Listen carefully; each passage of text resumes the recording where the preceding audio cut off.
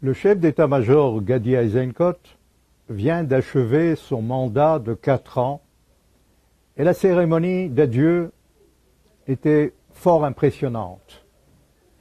Il a laissé à son successeur, le général Aviv Kochavi, 54 ans, une armée plus puissante et plus sophistiquée pour pouvoir combattre efficacement sur tous les fronts, dissuader nos ennemis et relever les nouveaux défis.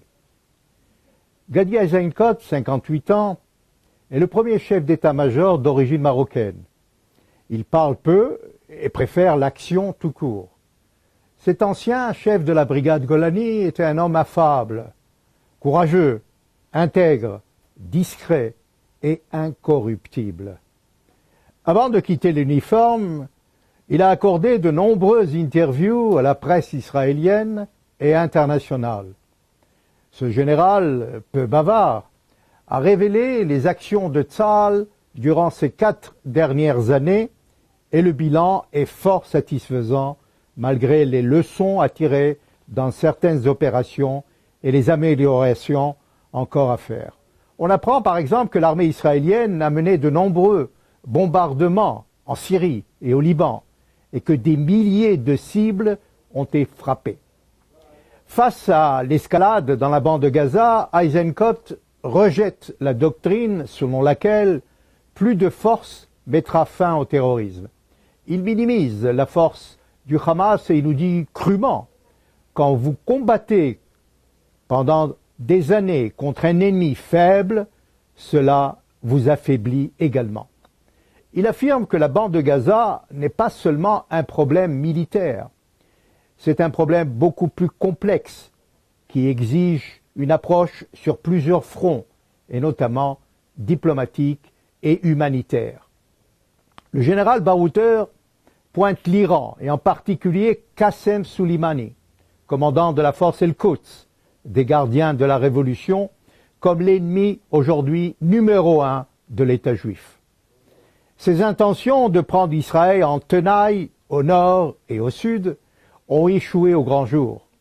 Sa stratégie dans la région n'a pas été réalisée et le Hezbollah a échoué à utiliser son réseau de tunnels d'attaque souterrains pour procéder à une invasion surprise de la Haute-Galilée.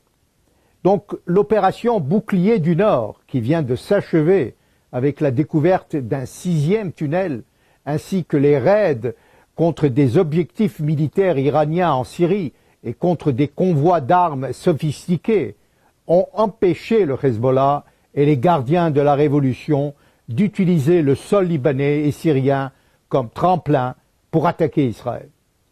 Durant les 4 dernières années, à la tête de Tzahal, Eisenkot a accompli toutes ses missions avec détermination, en dépit des nombreuses critiques, souvent violentes, à son égard. Il faut dire que c'était la première fois dans l'histoire de Tzahal que de telles critiques ont été prononcées, notamment par des membres irresponsables du cabinet de sécurité et surtout sur les réseaux sociaux. Elles sont évidemment inadmissibles, car notre armée est celle de tout le peuple et doit être strictement apolitique. Un ministre a bien entendu le droit d'avoir une opinion, mais son point de vue et son jugement sur les opérations de l'armée ne devraient pas être dévoilés sur la place publique. Nous sommes en campagne électorale et donc soyons vigilants et écartons Tzahal de toute polémique politicienne. Face aux défis à relever, nous devions lui apporter notre soutien inébranlable à tous ceux dans Tzahal, juifs et non-juifs, qui défendent notre pays et assurent notre sécurité quotidienne, en risquant évidemment en permanence leur vie. Nous souhaitons donc que le nouveau chef d'état-major, le général Kochavi, suive le chemin de son prédécesseur et nous lui souhaitons plein succès dans toutes ses missions et opérations.